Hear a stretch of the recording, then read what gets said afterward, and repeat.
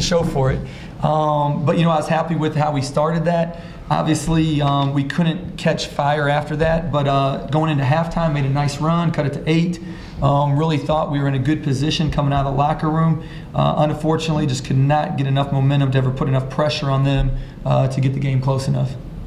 Questions for the guys? Saben, what's the feeling in the locker room right now? You've got the 5th straight conference game.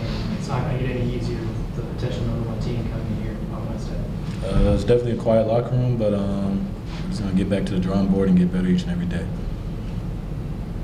Aaron, you guys got down, I think it was 10-0 early on, timeout. During these timeouts when you guys are trying to stop runs, is it discussion more of just, let's get momentum back, or is it more strategic, here's how we're going to do it, we're going to change some things up? Usually, what goes on in the timeouts? It's just coming together as a team and locking down and make sure we play tougher than them, play more hard than them, and just want it more than them, and then we'll get the lead back.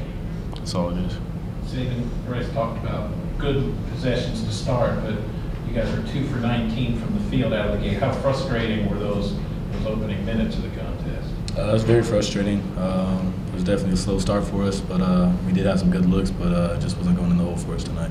Saben, what's the last couple of days been like for you after the way the last game ended? And do you feel like there was any lingering effect from that carried over into this game? I don't think so. I wouldn't put this game on last games. It's a new day, so what's in the past is in the past. But I feel like the guys moved on. I addressed some things with them, and I feel like we're just on to some other things. Saben, do you feel like you guys are having to experiment with some different things? You go from man to zone, back and forth, you get down early. Are y'all kind of reaching for something that works early in these games? I guess so. Just switching up pace for the offense by seeing different looks, but at the end of the day, it just stops. Saben, you're just a sophomore, but you're kind of one of the more experienced guys around here. In terms of leadership, what's that locker room like? Do you start taking a role, something like that? I mean, how does that break down when you guys are struggling like this? Who kind of takes the reins when so many new faces? Yeah, I'm definitely trying to talk to the guys and make sure that they stay positive, and just realize it's the little things. The SEC is a tough conference, and just keep things in perspective. Does the leadership, does that part of it come just outside the game in the locker room now, or is there anything that can be done during games, during timeouts on the floor? Is that part of the leadership? Yeah, most definitely. There's definitely leadership that takes place on the court. Do you feel like that's lacking at all right now? No, I don't think so. I feel like I'm doing my part, trying to lead the team, communicating with them, and just keeping guys positive, even through mistakes.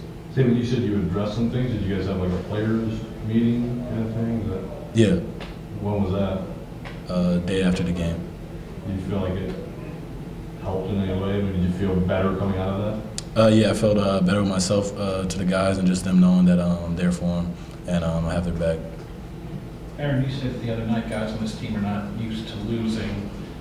Describe the feeling of 0-5 in the conference. Obviously it sucks, but you got to live and you learn. We're going to learn from this, and as soon as we get our first win, we can hit the road running. That's all it is. Aaron, when the team is just struggling to hit jump shots, do you guys start to thrust offensively? Do you take quicker shots? I mean, how do you? What is it like going through that as a team? Personally, I would say this is the first time all year we've really hit like a drought like that. So in that situation, in the future, we just got to execute better and run the plays all the way through and get that first open look. Because as a shooter, I know as soon as you see the first shot go through the net, then it's all open after that. Did you guys think you were getting decent looks in that first half when you were struggling? Yeah, we executed. We got decent looks. They just weren't falling. So the ball wasn't bouncing our way. Any more for the guys? Aaron, when the momentum kind of slows for you guys, do you ever feel like you kind of take it upon yourself to swing that momentum, making kind of a big play, whether it's a three or just driving to the basket? Do you ever feel like that you kind of provide that energy to spark? I know I can, but we got to do it as a team. We can't have just one guy constantly providing energy and turning the game around. We got to turn the game around as a team. That's solid, yeah. All right. Thanks, fellas. Thank you. Hey, Coach. Bryce, when you're going man, you go back to zone, you go to man. Is that just trial and error? What are the You know, some of it is to try to keep them from not getting in a rhythm. They're a really good offensive team. You know, last year we beat them here. I think we played 27 possessions of zone, and so it was really effective for us. And so, you know, when they were scoring against our man, we wanted to, you know, switch it up a little bit. We got a little momentum, and then went back to man. I think they scored like 3 straight times in a row, just driving it right by us. So obviously we wanted to make a change and try to see if we could get a stop in the zone again. What are you using your timeouts for? What's being discussed? Is it? Yeah, you know, there's a lot of simple things like execution things that we practice a lot. And, you know, we just weren't executing as well as what we wanted to. And so to answer your question, there's strategic stuff in there, and then there's motivation stuff in there. Obviously to play harder, to play tougher, to fight together, to stay together. We're going to make shots, you know, to give them confidence in the huddles too. But do you find in these games lately it's more let's scrap what we're doing, let's do something different, or is it more just reminders of what the game plan is? No, a lot is reminders of what we practice. You know, it's just simple things. And unfortunately, I can't create any drills or anything in practice that equals experience. And so a lot of the times, you know, we do it well in practice, and you get into the game, and it's usually, you know, underclassmen that just don't make the simple play we practiced. And so, again, if you have a drill that I can create experience in practice, you know, please pass it on to me. Last couple of years, you've sort of mid-season settled into an offensive approach that worked. Are you still looking for one right now, or you feel good with what you're doing? You know, Simi's a very unique player, and he, you know, early in the year he was scoring from a variety of positions on the floor. You know, right now, you know, there's a lot of length in our league, and obviously you scout a lot, so they're taking away, you know, a lot of individual things at the end of the day from our guys. And you know, at the end of the day, I got a freshman here and I got a sophomore here, and we're relying on them to make plays for 40 minutes to help us win the game.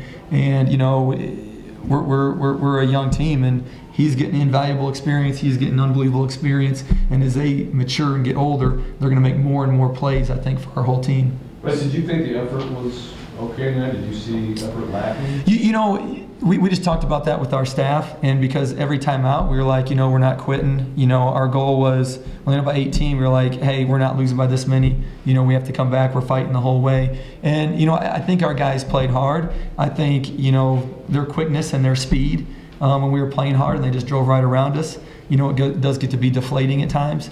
And so, you know, I don't want to say we didn't play hard. They were just a lot faster, a lot of positions than us tonight. 18-2 on points off turnovers. Was there a lack of focus element on there between giving up the turnover, maybe failing to defend on the other end? You know, some of those were just careless mistakes, and then some were careless mistakes of guys not to get back on defense. And again, go back to, you know, Adam and the timeouts. That's the stuff you review. That's the stuff you talk over on a continual basis. And, you know, as a coach, you know, I'm not going to quit talking X and O's and execution to them until we can get it right. So we'll keep going over and over again until we can pick it up and be more successful at it. Simi didn't even have any points until the last 5 minutes of the game. What was specifically so difficult for him tonight going up against this team? You know, he had 2 point-blank layups to start the game and missed them both. So, you know, sometimes, you know, the ball just doesn't bounce your way. For him, it did not go his way, you know, in the first half. But at the end of the day, you know, he's a very good player, and he's going to come back and he's going to make those shots later on. When you're such a young team and you're getting the open looks, but you're not hitting them, what can that do to the confidence of a team that hasn't had a lot of experience to kind of say, you know, eventually it'll kind of come around? Yeah, you know, there's nothing that breeds more confidence than seeing the ball go through the hole. So even if you have an open shot or you make a great move and you miss a layup, you know, there's no greater thing that builds confidence than it going through the hole. So, you know, we'll be back at it Monday, and we'll see the ball go through the hole. We'll go through free throws. We'll see it go through the basket, and hopefully, again, especially the free throw in, hopefully we're going to eventually start shooting better from the free throw line. Yeah. What's your thought on like the players-only meeting in general? Do you feel like it was the right time for that? Do you feel like anything good came out of it? Yeah, you know, there's been, you know, one of the things we've talked about is how disappointed, you know, from our practices, how we execute at practice, and we get in the game, we don't execute as well in the game, and that's why I'm looking for that drill that we can create experience in practice. But, you know, to answer your question, you know, there's been that meeting, there's been other meetings, and again, what we're trying to do is we're trying to lay a bottom for these guys of non-negotiables, of things that we want our program to be as we move forward. And again, that's why you saw certain people start the second half that didn't start the game. And we're going to build that bottom. And so that bottom, at least we know that bottom's not going to fall out. You know, we might miss shots, we might miss free throws, but the bottom of what we're building here will not fall out. And that was a big thing of who we started in the second half. You Last mentioned, one. you mentioned youth. You've got Tennessee coming in, a really, really experienced team, not just good, but really experienced. Do you hope maybe the rivalry element maybe pushes your team along a little bit in that game? You know, I think they're competitors, and I think just losing tonight should be enough motivation to get out and play. You know, obviously Tennessee's best team they've had in 15 years or so, and so it'll be a big challenge for us. And you know, I'm more concerned about us than Tennessee, and especially with our young guys, making sure mentally, because again, they're not used to losing, to making sure that we're handling it the right way, and we continue to move this thing forward for the rest of the season. Bryce, you won a lot of games without Brazo consistently. What do you draw on as a coach, as a coaching staff, when you hit a patch like this that you may not have hit before? Yeah, you know, I think, you know, again, laying the bottom in that, hey, this is our program. You know, we're building these non-negotiables, you know, as we move forward. And then it's just hard work. You know, in our league right now, unless you got lottery picks or you're old, you're not winning. It's just that simple. You know, there's so much talent in this league. It's so good. So for us, you know, again, I got a freshman and sophomore up here. They're going to be really good players, and we're going to be good. It's just going to be creating that experience and getting in those moments that they're going to be successful. All right, thanks, guys. Appreciate it. Thank you. Bryce, Yeah. an additional question. Sure. How many timeouts do you get?